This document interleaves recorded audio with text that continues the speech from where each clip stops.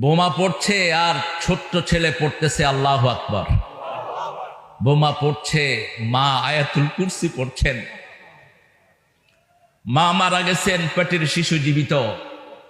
ডাক্তাররা বের করে দেখে শিশুর ঠোঁট লড়তেছে। এটা হলো আরদুল মাহশারে ওয়াল মানশার, ফিলিস্তিন। এখানে কিয়ামত হবে। আরদুশ শাম ফাতুবা লিশ-শাম, আল ঈমান বিশ-শাম। রাসূল বলতেন ঈমান থাকবে শামে, কোরআন থাকবে শামে। এই শামের সাথে যাদের সম্পর্ক থাকবে না তারা বেঈমান হয়ে মরবে।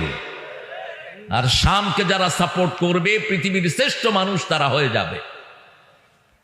আপনারা একটু খেয়াল করে ভিডিওগুলো দেখবেন। আজকে একটা ভিডিও, একজন ভাইয়ের ছেলে মেয়ে মা বাপ সবাই মারা গেছে, তিনি হাসতেছেন।